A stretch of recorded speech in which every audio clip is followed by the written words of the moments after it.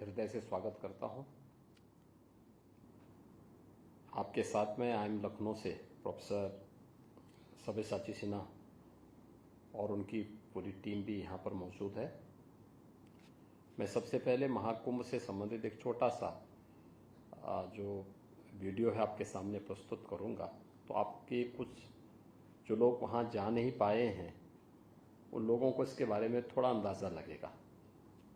2025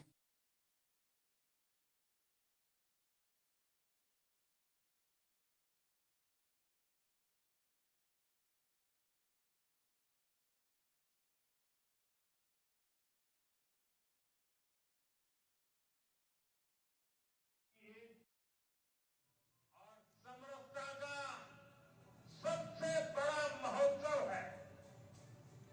पूरे यूरोप की जितनी जनसंख्या है उससे भी ज्यादा लोग अब तक एकता के इस महाकुंभ में डुबकी लगा चुके हैं, स्नान कर चुके हैं। नक्षत्रों के दुर्लभ संयोग से 144 वर्ष में एक बार होने वाले महाकुंभ में पुण्य की डुबकी सनातन मन की सबसे बड़ी आकांक्षाओं में से एक रही।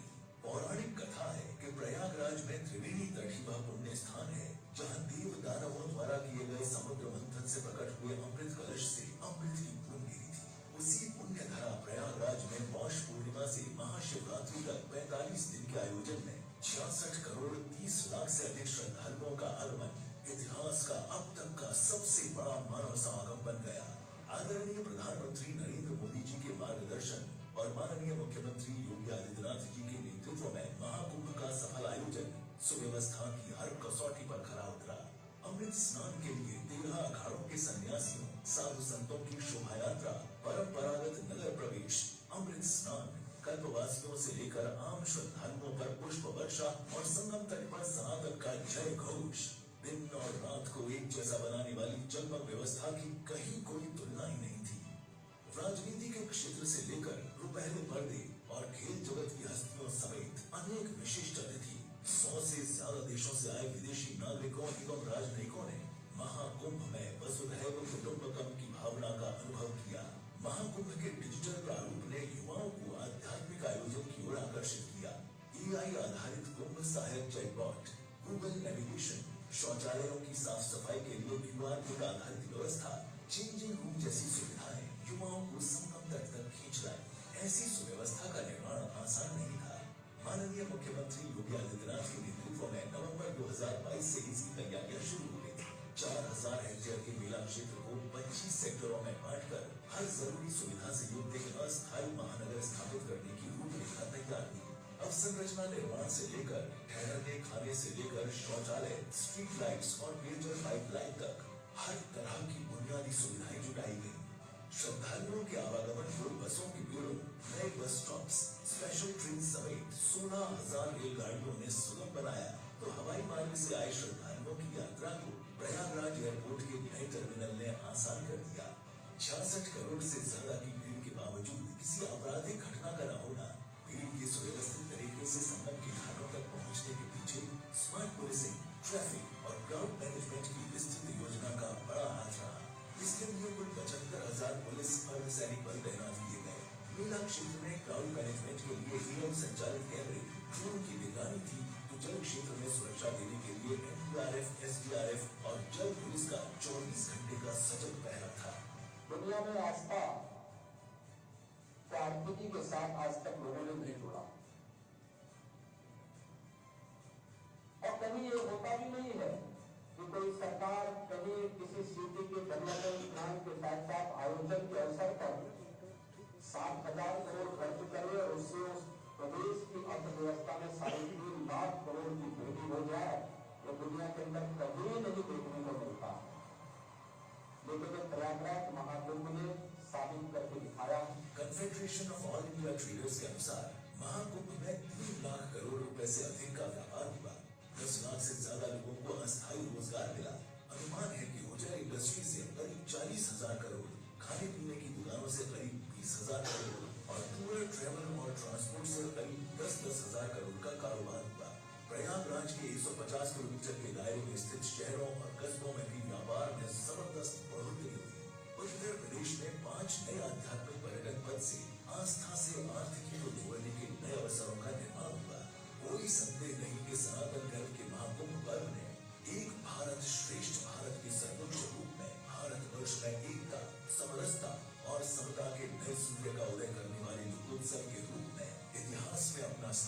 हमेशा के लिए सुरक्षित कर लिया है।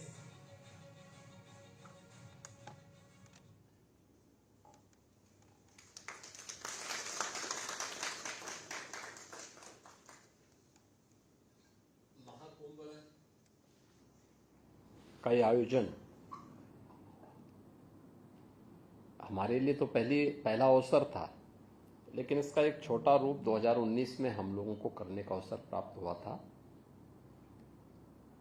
जब प्रयागराज कुंभ के आयोजन को हमारी सरकार ने उसी धरती पर संपन्न किया था। कुंभ सामान्य रूप से यह हजारों वर्षों की भारत की विरासत का हिस्सा रहा है, लेकिन इसके बारे में लोग ये मान चुके थे कि कुंभ का मतलब जहां भगदड़ हो, अव्यवस्था हो, गंदगी हो। आज के समय में लोगों की इस धारणा के विपरीत कुछ नया करके हम दिखाएं, क्योंकि जब हम लीक से हट करके करते हैं तो ही लोगों के लिए वह स्मरणीय बन जाता है। जब हम लकीर का फकीर बनते हैं तो लोग उसको कोई महत्व नहीं देते हैं। हमारी जो सबसे बड़ी समस्या है वो ये है कि हम समस्या के बारे में ज्यादा सोचते हैं, और जब भी हम समस्या के बारे में सोचते हैं तो हमें कोई ना कोई बहाना मिलता है। लेकिन जब हम समाधान की तरफ जाते हैं तो उसके अनेक रास्ते मिलते हैं, और यही समाधान ही इनोवेशन है।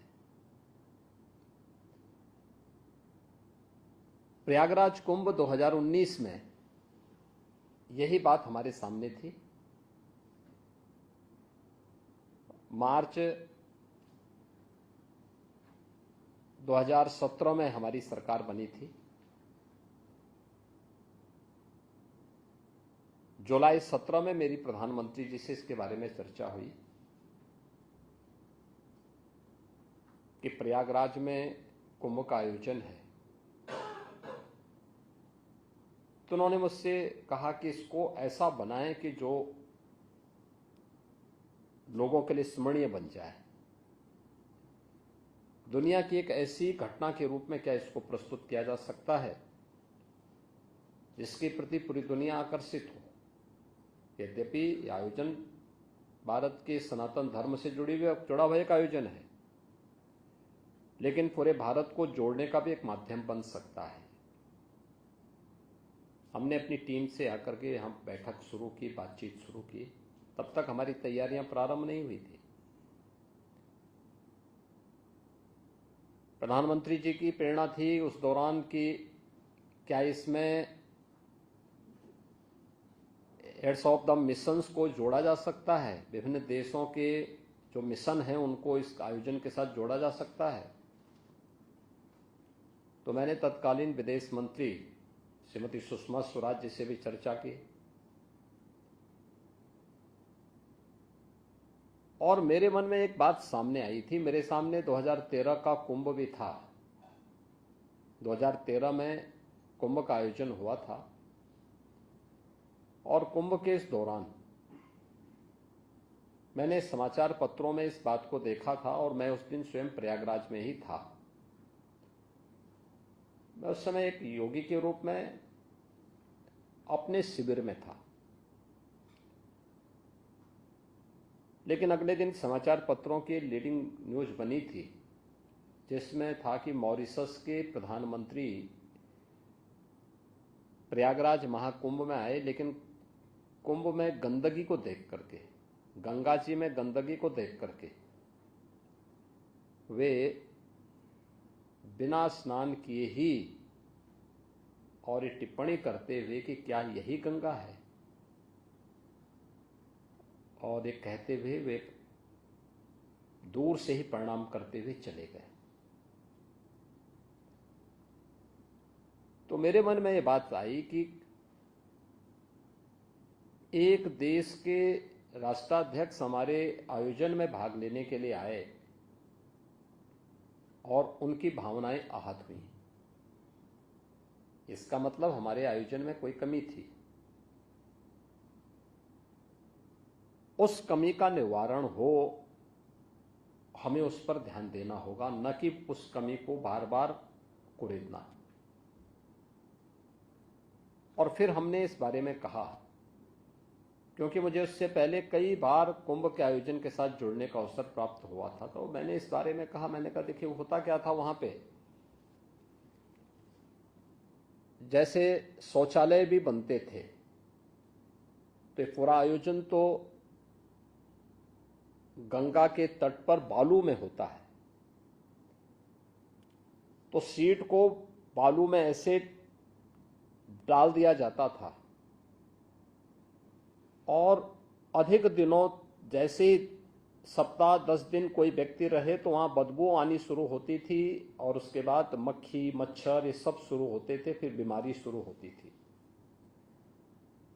तो हम लोगों ने इस बारे में कहा क्या कोई समाधान हो सकता है कि हम लोग ऐसे टॉयलेट बनाएं जिनकी नियमित रूप से सफाई हो सके।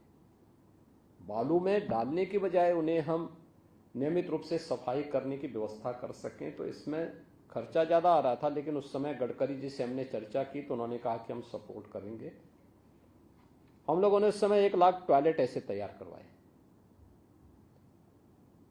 और उन्हें उतने ही टॉयलेट थे, उतने टैंक भी बनाए, तैयार किए गए और नियमित रूप से उनकी सफाई के कार्यक्रम को उसके साथ जोड़ा गया। ये कहीं भी एक भी सीवर या एक भी टॉयलेट का कोई भी लिक्विड गंगा या यमुना नदी में नहीं जाना चाहिए। स्वच्छता के लिए कर्मचारी तैनात किए गए और ये राउंड द क्लॉक सफाई होगी। जब मुख्य स्नान है, भीड़ है, उस दौरान संभव नहीं, लेकिन जैसे भीड़ छंटे सफाई का कार्यक्रम हमारा चलता रहे।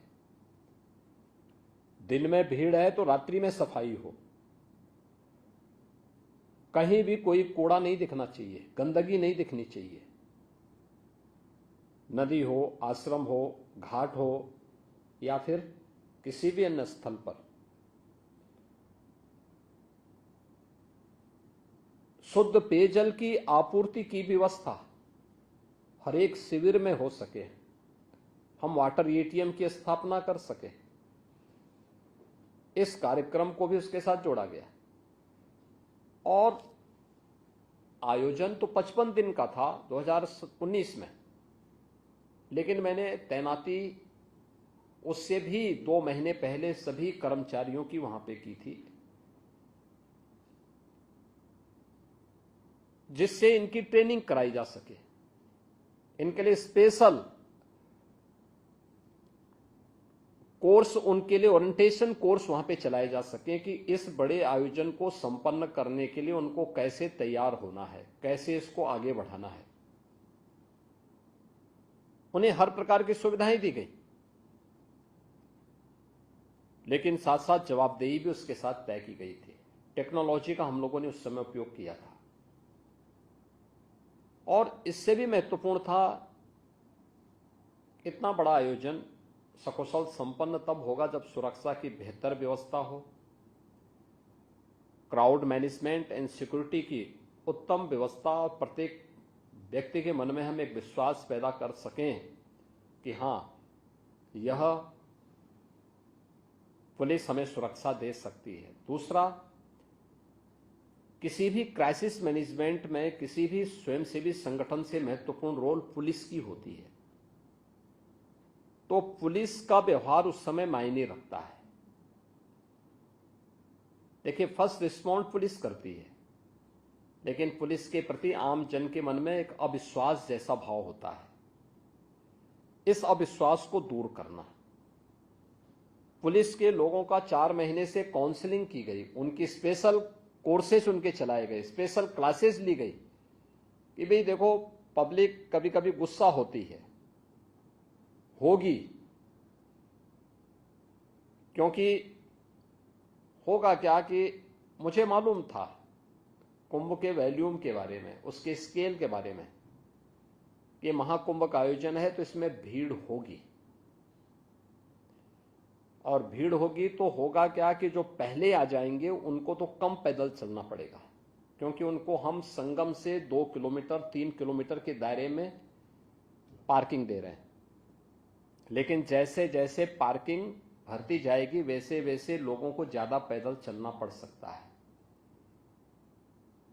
अब जिसको 10 किलोमीटर पैदल चलना पड़ेगा, कभी पैदल चला नहीं है, और उसको कोई पुलिसकर्मी रोकेगा तो झल्ला ही जाएगा। उन स्थितियों में गुस्सा नहीं होना है, हाथ जोड़ करके उसको समझाना है, उसको बैठने की व्यवस्था करनी है। इन सभी चीजों के लिए उन्हें तैयार किया गया। ये सभी आयोजन करने के लिए हम लोगों ने फिर 19 का, हमारे पास एक उदाहरण था कि 19 के प्रयागराज कुंभ ने एक संदेश दिया था स्वच्छता और सुव्यवस्था का। टेक्नोलॉजी का कुछ हमने हद तक उपयोग किया था, उसका भी व्यापक प्रभाव पड़ा था। ऐसे ही 25 ये महाकुंभ होगा, इसमें भीड़ उससे ज्यादा होनी है। इतना ज्यादा भीड़ होगी ये हमें अंदाजा नहीं था, लेकिन मैं ये मानता था कि 24 की तुलना, यह 19 की तुलना में दुगनी भीड़ होगी, दुगनी। तो उसके लिए उस प्रकार की व्यवस्था की गई।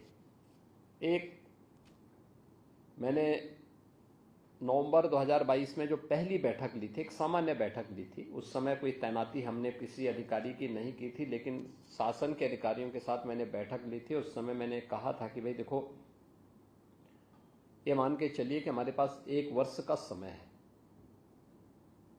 दिसंबर 2023 से एक्टिविटीज वहां प्रारंभ हो जाएंगी। हमें ये सभी कार्य हर हाल में 10 दिसंबर 2024 तक कंप्लीट करने होंगे। और ये आयोजन सफल तब होंगे क्योंकि हम महाकुंभ को तो एक टेम्परेरी सिटी में आयोजित करेंगे, लेकिन उसका सपोर्टिंग सिस्टम होगा प्रयागराज सिटी। प्रयागराज सिटी के एक व्यवस्थित डेवलपमेंट प्लान को भी हमें आगे बढ़ाना पड़ेगा। देखिए, अंतर क्या होता है, जब लोगों को विश्वास पहले नहीं होता है तो लोगों में काफी अनरेस्ट होता है, और जब पब्लिक को विश्वास होता है तो उसके बाद कोई अनरेस्ट नहीं होता है। 2019 में जब हम लोग प्रयागराज कुंभ का आयोजन कर रहे थे तो सिटी के अंदर के अतिक्रमण को हटाने के लिए, सिटी के अंदर विकास के कार्यक्रमों को आगे बढ़ाने के लिए जब हम लोग वहां पहुंचे तो मैं वहां पर पहली 2-3 बैठक ली। सभी जनप्रतिनिधि मौजूद थे, मंत्रीगण मौजूद थे, अच्छी बैठक हुई। लेकिन जब हमने कार्य करना प्रारंभ कर दिया तो एक एक करके विरोध शुरू हुआ। सबसे पहले जनप्रतिनिधियों ने, फिर मंत्रियों ने, फिर बैठक से वॉकआउट हो गया उन लोगों का। और मुझे लगता है कि कुंभ आयोजन के पहले के 6 महीने ऐसे थे जिनमें उन लोगों ने मेरे साथ किसी बैठक में प्रतिभाग नहीं किया। यह 2019 की स्थिति थी। उन लोगों ने कहा कि साहब आप पूरे प्रयागराज सिटी को उजाड़ रहे हैं। मैंने कहा उजाड़ूंगा नहीं, इसको ठीक करूंगा। उन्होंने कहा नहीं, कुंभ के पहले ठीक हो ही नहीं पाएगा। मैंने कहा नहीं, मैं तो काम तो उसी स्पीड से कर रहा हूं कि कुंभ के पहले मैं इसको ठीक कर दूंगा। खैर, अगर मैं उनके द्वारा उठाई गई समस्याओं पर ज्यादा सुनता तो लगता था कि मैं काम नहीं कर पाऊंगा, कुछ भी उसका रास्ता नहीं निकाल पाऊंगा। तो मैंने कहा भी नहीं, मुझे ठीक करना है, और मैं उस समाधान की तरफ ही आगे बढ़ता रहा। परिणाम क्या था कि कुंभ के ठीक पहले दिसंबर में मैंने प्रधानमंत्री जी का कार्यक्रम लिया और भव्य तरीके से आयोजन को करके जितने भी प्रयागराज सिटी के डेवलपमेंट के कार्य हुए थे जब कार्य कंप्लीट हो गए तब वही सभी लोग मेरे बैठक में आए। उन्होंने कहा साहब बहुत अच्छा हो गया प्रयागराज तो, क्योंकि रात रात भर मैं शाम को जाता था, क्योंकि मेरे बैठक में किसी मंत्री जनप्रतिनिधि को रहना नहीं था, अधिकारियों को रहना था, तो मैं शाम को जाता था। यहां से शाम को 6 बजे 7 बजे गया, आराम से बैठक लिया सर्किट हाउस में या मेला कार्यालय में बैठक लिया। बैठक लेने के बाद फिर उनके साथ में डिनर लिया। उसके बाद फिर रात्रि को 12 बजे के बाद फिर मैं निकलता था सिटी घूमने के लिए, और सुबह फिर वहीं से अपना स्टेट प्लेन लेकर के लखनऊ वापस आ जाता था। ये मेरा क्रम लगातार चलता था 2019 में। लेकिन जब सिटी की शकल सूरत बदल गई, सिटी में डेवलपमेंट के कार्यों को देखा लोगों ने, तो लोगों के दिमाग में आया कि हाँ सिटी में कुछ अच्छा हुआ है। और 2025 के महाकुंभ के पहले मैंने उससे दोगुना काम किया है प्रयागराज में, और कोई विरोध नहीं था। पब्लिक का भी सपोर्ट मिला, जनप्रतिनिधियों का भी सपोर्ट मिला, सभी लोग मेरे साथ खड़े थे। जहां मैं कहता था वहां लोग खड़े होते थे।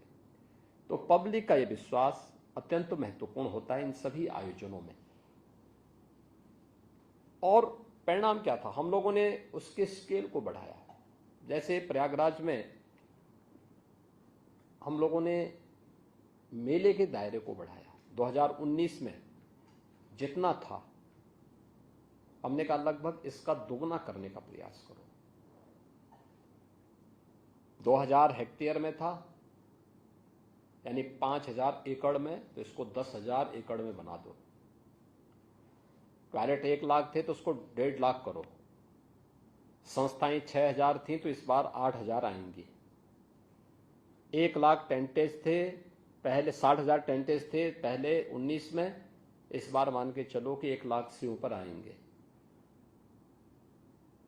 पेंटोन केवल 22 थे, उसको 30 किया गया। यानी हर एक के दायरे को बढ़ाया गया। पार्किंग स्पेस 5000 एकड़ में केवल पार्किंग के 6 अलग अलग स्थल हर रूट पे दिए गए थे, जिसमें 6 लाख बसेज और 4 व्हीलर को हम पार्क कर सकते हैं। लेकिन मैं ये जानता था कि कहीं ना कहीं हम लोग चूकेंगे,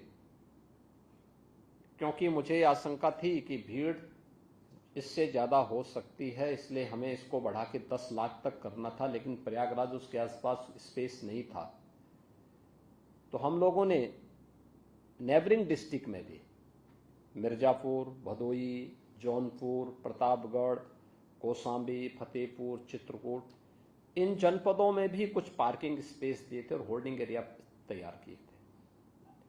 रेलवे 2013 में रेलवे स्टेशन पर भगदड़ मची थी, 42 लोगों की दुखद मृत्यु हुई थी। तो रेलवे का मुख्य जंक्शन के साथ साथ 9 अन्य स्टेशन का विस्तारीकरण किया गया। प्रयागराज में एयरपोर्ट का विस्तारीकरण किया गया, सिविल टर्मिनल का, होल्डिंग एरिया बनाए गए। रेलवे स्टेशन के साथ साथ बाहर भी, कि अगर बाई चांस किसी रेलवे स्टेशन पर 5 लाख की भीड़ एक साथ आ गई, रेलवे स्टेशन की सामर्थ्य 3 लाख की है, तो हम 2 से लेकर के 5 लाख अन्य लोगों को होल्डिंग एरिया में रोक करके उनके लिए व्यवस्था दे सकें। हमें एक चीज का जरूर ध्यान रखना चाहिए, जब भी इस प्रकार के आयोजन होते हैं 2 चीजों का स्वभाव होता है। देखिए, ये विशुद्ध धार्मिक आयोजन है। इसमें जो भी स्नान करने के लिए आ रहा है, एक श्रद्धा भाव उसके अंतःकरण में होती है। उसके मन में कोई दूसरा भाव नहीं होता है। वो केवल अपने लक्ष्य तक जाना चाहता है, और उसकी गति और नदी के जल की गति एक जैसी होती है। अगर आप बहते हुए पानी को रोकेंगे तो या तो उसमें करंट होगा तो उसको तोड़ेगा, और नहीं तो अगल बगल कहीं फैलेगा। अगर आपने उसके लिए उस प्रकार की व्यवस्था नहीं की है तो अगल बगल के क्षेत्रों में जहां वो फैलेगा वहां पे उसका नुकसान होगा। ऐसी भीड़ का कैरेक्टर भी होता है। आप उसको उसकी राह पर उसके गंतव्य तक पहुंचने का मार्ग दीजिए, और जब भी आप उसको उसके गंतव्य के मार्ग पर को बाधित करने का प्रयास करेंगे और उसको अपने लक्ष्य तक पहुंचने में बाधा पैदा होगी, तो वह अगल बगल के क्षेत्र में फिर जैसे ही बिखरेगी, तो अगर वहां पे होल्डिंग एरिया नहीं है तो वहां पे कोई ना कोई स्टैम्पेड होने की खतरे होते हैं। यह अक्सर होता है। लेकिन धार्मिक भीड़ जो सचमुच आध्यात्मिक भावना से उत्प्रोत होती है वो अत्यंत अनुशासित भी होती है। आपने देखा होगा 28-29 की रात्रि में जो स्टैम्पेड की घटना घटित होती है, यह रात्रि को 1-1:15 बजे से यानी 1:15 से लेकर के 1:30 बजे के बीच में होती है। उस समय प्रयागराज मेला क्षेत्र में लगभग 4 करोड़ की भीड़ रहती है, और बाकी लोग, क्योंकि सायंकाल 7:30 बजे से ही मुहूर्त शुरू हो जाता है मौनी अमावस्या का, और बाकी भीड़ आ रही है, हर स्तर पर प्रेशर है। लेकिन जैसे ही स्टैम्पेड की घटना घटित हुई, विद इन 15 मिनट के अंदर पब्लिक ने स्वयं ग्रीन कॉरिडोर दिया और उन सभी लोगों को हॉस्पिटल पहुंचाने में मदद भी की। आप अनुमान करिए, जहां पे पूरी सिटी, जिस सिटी की क्षमता केवल 25 लाख की हो, उस सिटी के अंदर 2.5 से 3 करोड़ लोग हों। मेला क्षेत्र में जिसमें रहने के लिए हमने केवल 25 लाख लोगों की व्यवस्था की है, उस मेले क्षेत्र में 4 करोड़ से अधिक की भीड़ हो, आने वाले सभी मार्गों पर भीड़ हो। और यह स्थिति तब थी जब हमने नेबरिंग डिस्ट्रिक्ट में मिर्जापुर, भदोई, जौनपुर, प्रतापगढ़, कौशाम्बी, रायबरेली, फतेहपुर, चित्रकूट, इन सभी में जो होर्डिंग एरिया और पार्किंग के स्थल चिन्हित किए थे, इनमें 2 लाख से अधिक वाहन हमने वहां खड़े करके रखे थे। ये 2 लाख वाहनों में लगभग 2 करोड़ से अधिक पब्लिक वहां मौजूद थी। हां, क्योंकि वहां पे डिस्ट्रिक्ट एडमिनिस्ट्रेशन को पहले से तैयार किया गया था कि वहां रोकना पड़ेगा, हो सकता है 24 से 36 घंटे तक उनको रोकना पड़ेगा, तो उनके लिए वहां पे मोबाइल टॉयलेट की व्यवस्था लोकल डिस्ट्रिक्ट एडमिनिस्ट्रेशन को करने हैं। उनके लिए वहां पे भोजन की व्यवस्था, जो भी आप बड़े पैमाने पे लोगों को तैयार कर सकते हैं, पब्लिक सपोर्ट से करना होगा। हमारे यहाँ बेसिक शिक्षा परिषद में जो विद्यालय हैं, इनमें एक 2 रसोइया हैं। विद्यालय बंद करके उन सभी रसोइयों को बुला करके एक जगह उन सब के लिए भोजन की व्यवस्था भी चालू हुई, और हर एक जनपद में ये हुआ।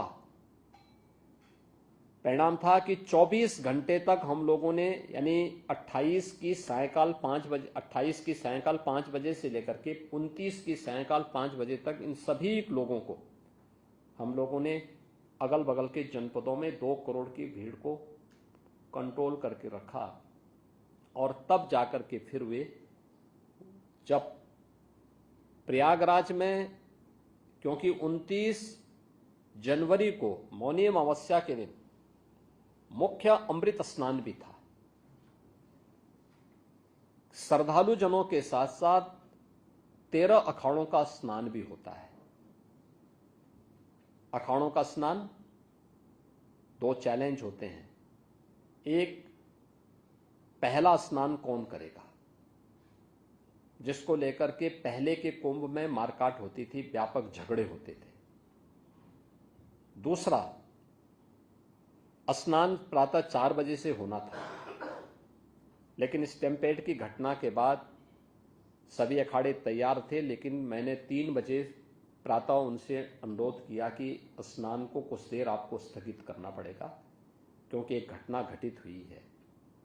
घटना पैनिक न हो, इसलिए हमने उसको हॉस्पिटल तो लोगों को पहुंचाया, उनके उपचार भी करवाए, कुछ लोगों की दुखद मौत भी हुई, लेकिन हमने इसको बहुत हाईलाइट नहीं होने दिया पहले, क्योंकि घटना पैनिक न हो। क्योंकि हमारे पास उस समय 8 करोड़ लोग, 8 करोड़ श्रद्धालु और संत उस समय प्रयागराज में मौजूद थे, मेला क्षेत्र में, प्रयागराज सिटी में। इस प्रकार की घटना की पुनरावृत्ति न हो, इसके लिए फिर यहाँ से स्वयं हम लोगों ने कंट्रोल करना प्रारंभ किया। अधिकारीगण मौके पे मौजूद थे, इन चीज़ों को हम लोग लगातार उन चीज़ों को करने लग गए।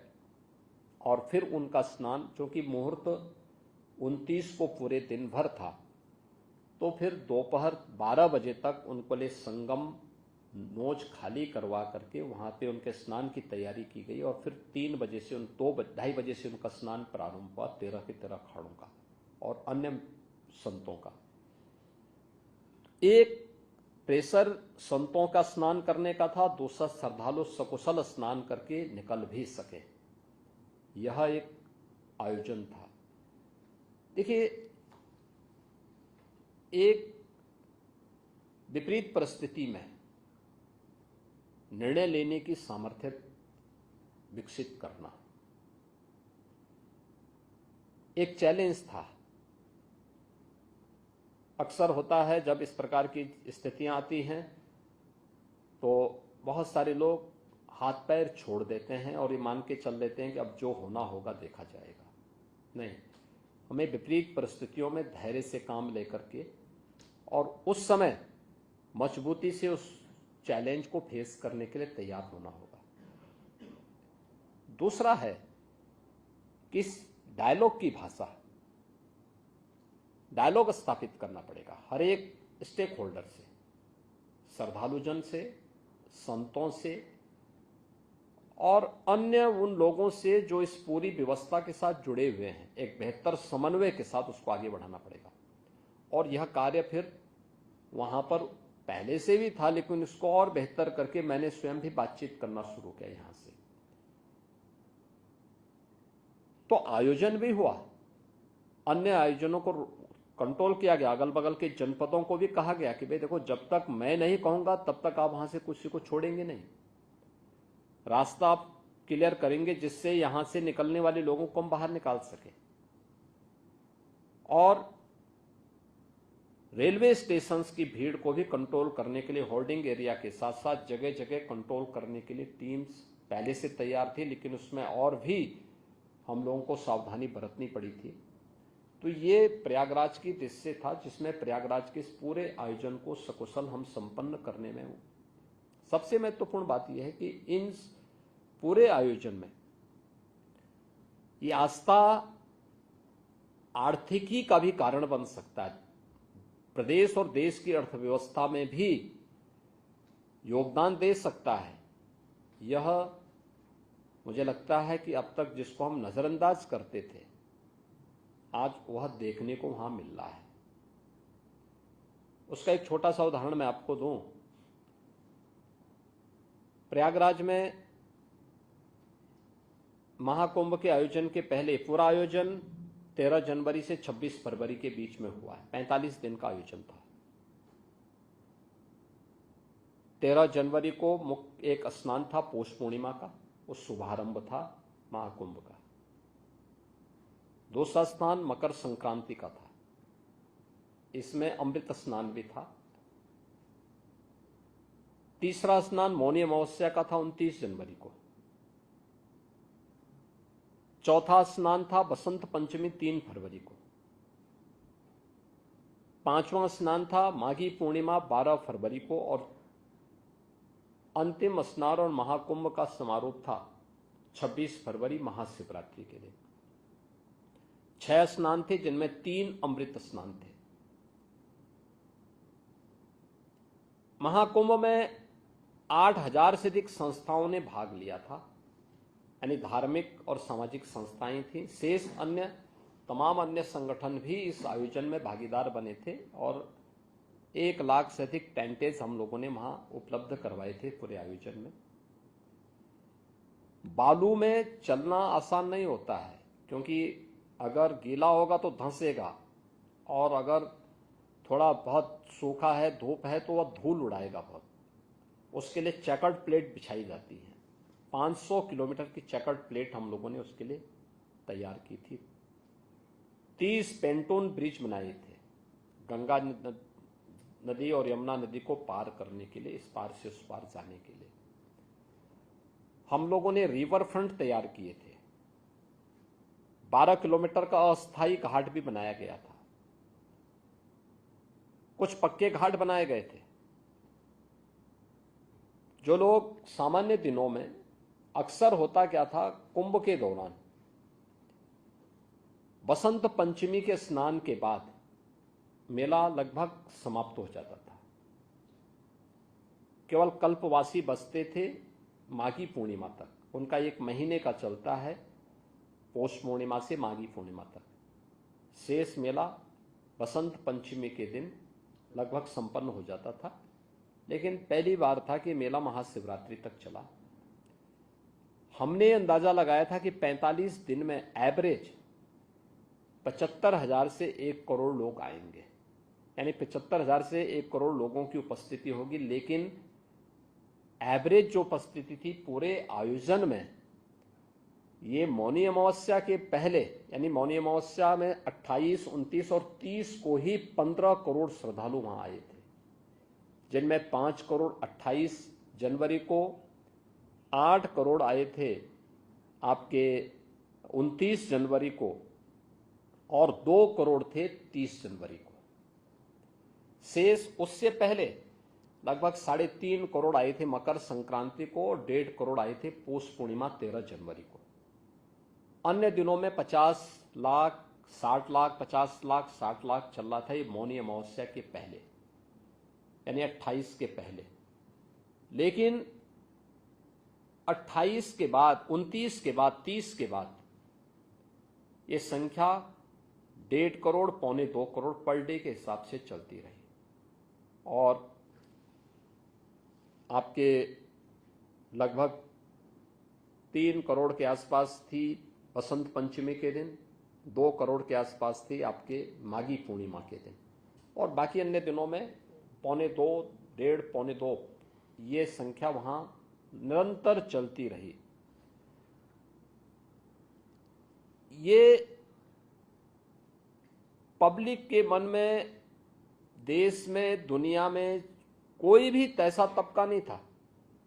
राष्ट्रपति जी आए थे, उपराष्ट्रपति जी इस आयोजन में भागीदार बने, प्रधानमंत्री जी 5 फरवरी को इस आयोजन में भागीदार बने, उपराष्ट्रपति जी 1 फरवरी को इस आयोजन में भागीदार बने थे, 10 फरवरी को राष्ट्रपति जी आई थी, तमाम केंद्रीय मंत्रीगण आए थे, राज्यपाल आए थे, माननीय मुख्यमंत्रीगण आए थे, और 74 देशों के एम्बेसडर और हाई कमिश्नर्स भी इस आयोजन में भागीदार बने।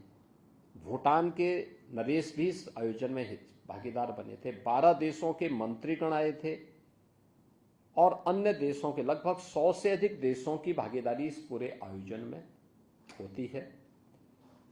हर एक तबका उस आयोजन का हिस्सा बना था, क्या उद्यमी हो, क्या सामान्य नागरिक हो, क्या वह सेलिब्रिटीज हो, चाहे वह फिल्म स्टार हो, चाहे वह देश का जो क्रिकेटर हो, या कोई भी अन्य, हर एक तबके का व्यक्ति उस आयोजन का हिस्सेदार बना था। और जो भी आया उस अद्भुत संगम को देख करके, दृश्य को देखकर अभिभूत होता था, डुबकी लगा करके फिर वहां से बहुत अच्छी बातों को लेकर के जाता था। प्रयागराज के बहुत सारे सबक भी हैं, और महाकुंभ का सबक यही है। देखिए, श्रीमद् भगवत गीता एक बात कहती है कि ये यथा माम प्रवदन्ते तांस तथैव भजाम्यहम्। यानी श्रीमद् भगवत गीता में भगवान कहते हैं कि जो मुझे जिस दृष्टि से देखता है, जिस रूप में भजता है, मैं उसको उसी रूप में दिखाई देता हूं। जिसने जिस रूप में प्रयागराज को देखा, महाकुंभ को जिस रूप में देखा, उसको वही दर्शन वहां हुए भी, और हर तबके के व्यक्ति को उसके अनुरूप वहां सामग्री भी मिले। आप देखें, दुनिया के अंदर आप में से बहुत सारे लोग ऐसे होंगे जिन्होंने दुनिया के तमाम न्यूज़पेपर को भी देखा होगा और उन आयोजनों में आप भागीदार भी बने होंगे जिसके बारे में उनकी नेगेटिविटी और उनके द्वारा जो तमाम प्रकार की गलत टिप्पणियां की जाती थी, उनमें अगर आप देखेंगे बहुत सारे ऐसे थे जिन्होंने इस पूरे आयोजन के बारे में जो टिप्पणी की है। द वॉल स्ट्रीट जर्नल जो यूएस की है, उसने कहा है कि यह एक ऐसा आयोजन था जहां अमेरिका की कुल आबादी से ज्यादा लोग जुटे, यानी यूएस की जो कुल पॉपुलेशन है उसकी लगभग दोगुनी आबादी इस आयोजन का हिस्सा बनी थी। बीबीसी ने कहा कि महाकुंभ मानवता का सबसे बड़ा समागम था। बीबीसी की टिप्पणियां हर व्यक्ति जानता है। एक्सप्रेस ट्रिब्यून ने यह विश्व का सबसे बड़ा धार्मिक समारोह था। द न्यूयॉर्क टाइम्स ने लिखा है कि आयोजन न केवल श्रद्धालुओं और पर्यटकों, यानी इस आयोजन में न केवल श्रद्धालु और पर्यटक ही नहीं बल्कि नेता और हस्तियां भी पहुंची। राइटर्स ने लिखा यह डिजिटल कुंभ था जिसमें व्यवस्था बनाने के लिए तकनीक का बेहतरीन इस्तेमाल किया गया था। हमने डिजिटल टूरिस्ट मैप भी जारी किया था।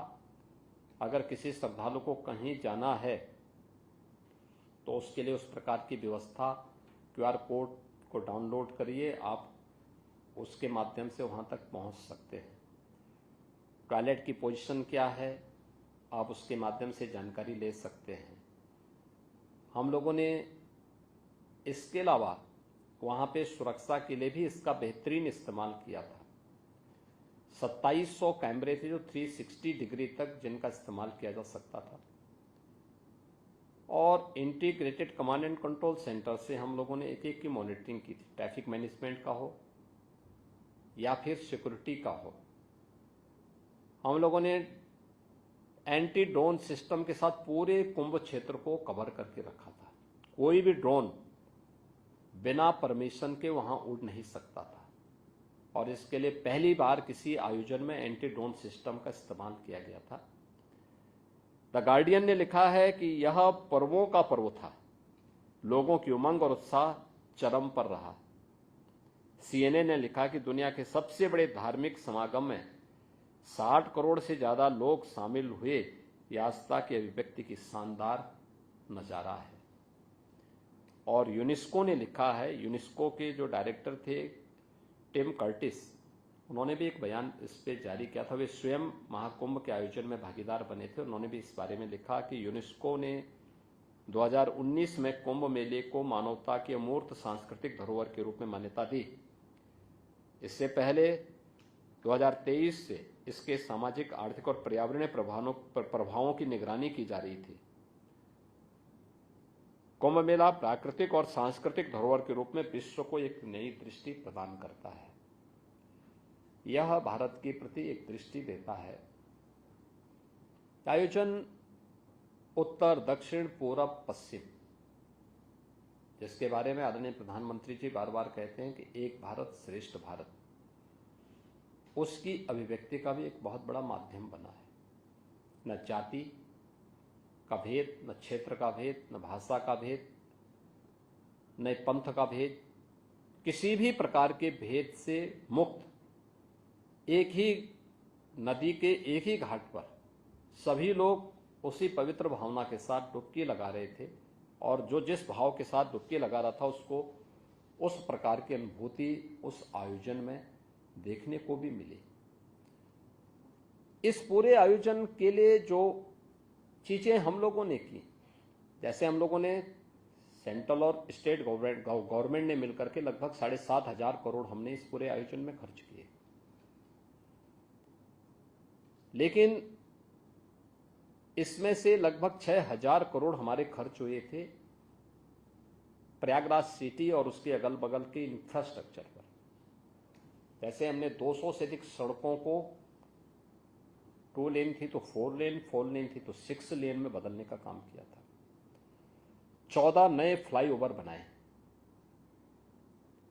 9 अंडरपास बनाए, प्रयागराज की विरासत से जुड़े हुए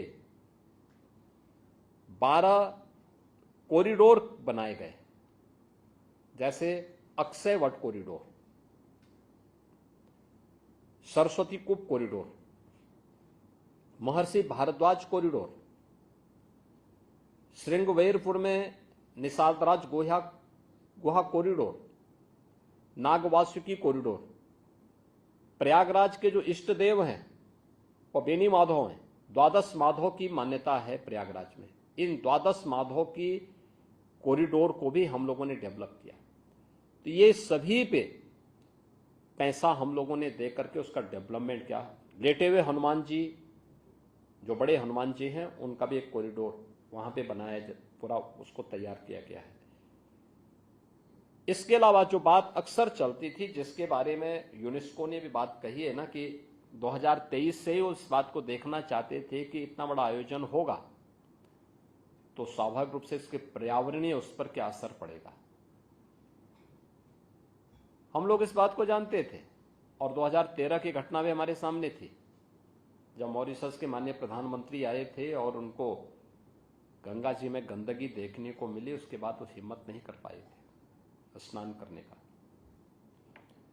तो हम लोगों ने इस बात को ध्यान में रखा था कि पहले दिन से ही, कि गंगा नदी हो या यमुना नदी, कहीं भी कोई नाला या कोई सीवर लीक न होने पाए, सिटी का हो या उससे ऊपर भी। देखिए, इस उत्तर प्रदेश के अंदर गंगा नदी का जो सबसे क्रिटिकल पॉइंट था वह है कानपुर था। कानपुर में 125 वर्ष से अकेले सीसामऊ के पास 4 करोड़ लीटर सीवर प्रतिदिन गंगा नदी में गिरता था। हम लोगों ने 3 वर्ष पहले ही उसे टेप करवा करके आज एक भी बूंद सीवर वहां से गंगा नदी में नहीं गिरता। जाजमऊ कानपुर का ही है, जहां पे ट्रेनरीज का सभी एफ्लुएंट गिरता था। ये बहुत ही खतरनाक विषैला एफ्लुएंट था और इसको, उसका दुष्प्रभाव क्या था कि उसके कारण गंगा नदी के सभी जलीय जीव भी मर गए थे। हम लोगों ने उसको भी कंट्रोल किया और 2 वर्ष पहले उसको कंट्रोल करके हर एक ट्रेनरी पे सीसीटीवी कैमरे लगा दिए गए। राउंड द क्लॉक उसकी मॉनिटरिंग होने लग गई। या तो आप ट्रेनरी चलाइए, उसके लिए आप यहाँ पे कॉमन ट्रीटमेंट प्लांट के साथ इसको जोड़िए, आपको फैसिलिटेट हम कर रहे हैं, अन्यथा इसको बंद करिए, ये नहीं चल सकता। प्रयागराज में भी हम लोगों ने एसटीपी के निर्माण की कार्रवाई को नमामि गंगे परियोजना के साथ जोड़ करके पूरा किया था, लेकिन फिर भी 261 एमएलडी के सेवर ऐसे थे जो अभी एसटीपी के साथ टेप नहीं किए गए थे। तो इसको हमने बायोरेमेडिएशन और जियो ट्यूब के माध्यम से जोड़ने का काम किया था और कहीं भी कोई एक भी बूंद सेवर न गिरे। लेकिन इस सब के बावजूद लोगों ने फेक रिपोर्टिंग करनी प्रारंभ की थी। लेकिन हमारी स्वयं स्टेट गवर्नमेंट की पॉल्यूशन कंट्रोल बोर्ड की लैब्स वहां मौजूद है। हमने कुछ प्राइवेट लोगों को भी, प्राइवेट पार्टीज को भी वहां पे लैब्स स्थापित करने के लिए वो किया था कि आप भी करेंगे, हम भी करेंगे, और फिर हम सैंपल को एक बार दूसरे के सैंपल को एक दूसरे को शेयर भी करेंगे, वो लोग एक दूसरे के यहाँ भी देखें। देखिए, जल की शुद्धता के 2 मानक होते हैं। एक बीओडी 5 से यानी 3 से कम होना चाहिए। यह जब भी हम लोगों ने इसके लिए अलग अलग समय में जनवरी से लेकर के और 26 फरवरी तक निरंतर हम लोग इसको लेते रहे, और जब भी लिया गया इसकी मात्रा संगम में, देखिए कोई ना कोई ऐसा दैवीय गुण जरूर है कि संगम में जब भी हम लोगों ने कहीं से भी सैंपल लिए तो संगम में यह 3 से नीचे ही मिलता था। 2, 1 इसमें हमें मिलता था। और डिसॉल्व ऑक्सीजन, इसकी मात्रा के बारे में जब भी हम लोगों ने वहां पे चर्चा की तो ये 5 से ऊपर होना चाहिए, और संगम तट पर ये हमेशा 8, 9, 10 इससे ऊपर मिलता था। हाँ, बीओडी की मात्रा जब हम थोड़ा ऊपर आते थे तो बीओडी 3 और उसके आसपास मिलती थी। यमुना जी में थोड़ा सा ऊपर जाते थे तो उससे ज्यादा मिलती, संगम में वो इतना मिलता था। एक जिसके बारे में लगातार लोग चर्चा कर रहे थे, जिसको सेंट्रल पॉल्यूशन कंट्रोल बोर्ड के नाम पे भी एक रिपोर्ट छापी गई थी कि फीकल कोलिफॉर्म की मात्रा बढ़ गई है। ये जो फीकल कोलिफॉर्म की मात्रा के बारे में इनका कहना था, उसमें उसके 3 कारण होते हैं। वह 100 ml में 2500 MPN के रूप में उसकी मात्रा को लोग नापते हैं कि 2500 से ये कम होना चाहिए। जब भी हम लोगों ने अलग अलग डेट पर 11 जनवरी से लेकर के 26 फरवरी तक जब भी हम लोगों ने लिया फीकल कोलिफॉर्म की मात्रा बढ़ने का कारण, अगर वह 100 ml में 2500 से ऊपर है तो मान के चलिए कि उसके 3 कारण हो सकते हैं। या तो कहीं पे सीवर लीक है, या जो जानवर होते हैं, भैंस, गाय, ये नदी में स्नान करते हैं, गोबर करते हैं, तो उसके कारण भी फीकल कोलिफॉर्म की मात्रा बढ़ती है, काफी ज्यादा बढ़ जाती है। या इसके कारण ये बढ़ रहा है, या फिर कोई अन्य कारण है कि नदी पहले से प्रदूषित है। हम लोगों ने 12 जनवरी से लेकर के और 26 फरवरी के बीच में संगम में जब भी फीकल कोलिफॉर्म के नमूने लिए, ये हमेशा, यानी संगम में ये 100 तक आ रहे थे, यानी जो 2500 से नीचे होना चाहिए था वो 100 तक आ रहा था। हाँ, इसकी मात्रा कुछ जगहों पर हमें, जब हम काफी ऊपर आते थे और जहां पर अक्सर हम लोग देखते हैं सामान्य दिनों में कि लोग अपने भैंस को इस पार से उस पार ले जा रहे हैं या भैंस वहां छोड़े हुए हैं, तो हो सकता है कुछ सैंपल वहां के रहे होंगे जिसमें 1200-1300 तक वो फीकल कोलिफॉर्म की मात्रा वहां मिल रही थी। शेष अन्य स्थलों पर भी बहुत सारी जगह पर ये चीजें हम लोग लगातार उसकी निगरानी कर रहे थे, और जिसमें हम लोगों ने इसको चैलेंज किया था कि भाई आपके जो नमूने हैं ये गलत हैं, आप हमारे सैंपल को लीजिए, और हमारी टीम आपको इसको चैलेंज कर रही है। 2 लैब्स यहाँ पे मौजूद हैं, आप इसके अनुसार इसको देखिए। अंततः सेंट्रल कंट्रोल बोर्ड को इसके बारे में, पॉल्यूशन कंट्रोल बोर्ड को इसके बारे में इस बात को मानना पड़ा था।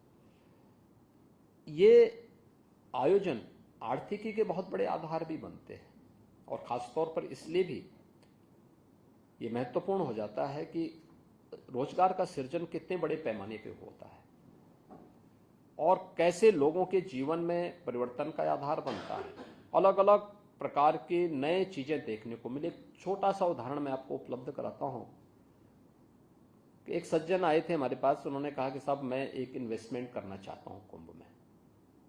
हमने कहा भी किस प्रकार का इन्वेस्टमेंट है?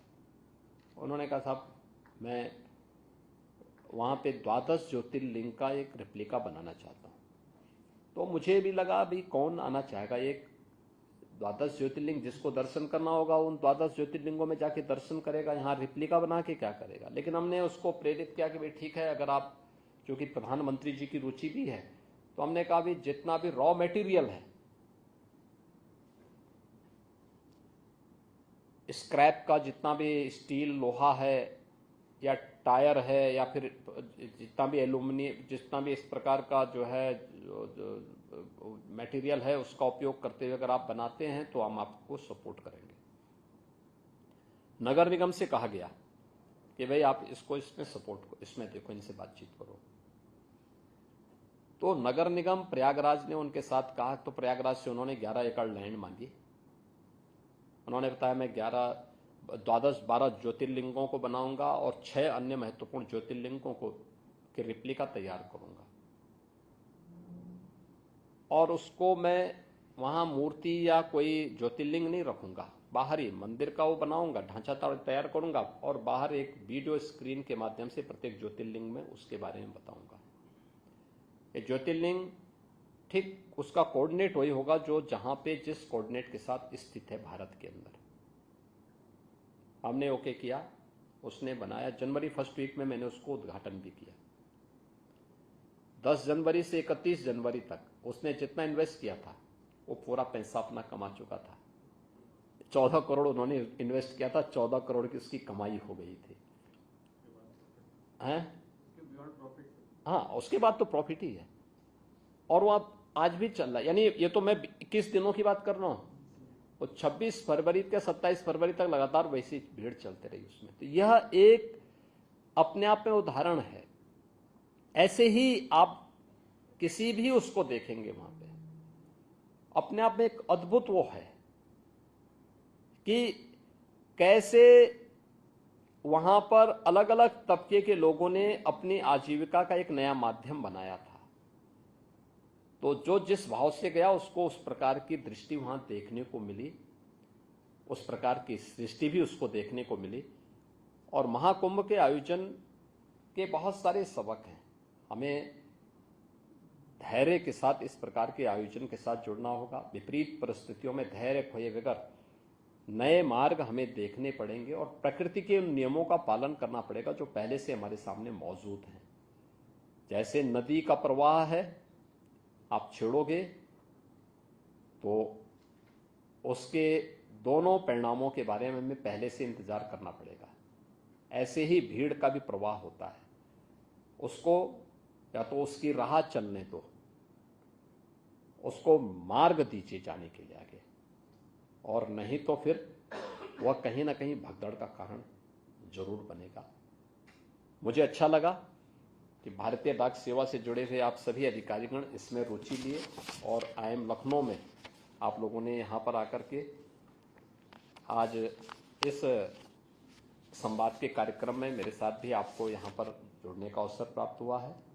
मैं प्रोफेसर सब्यसाची सिन्हा जी को और उनकी पूरी टीम को धन्यवाद देता हूँ।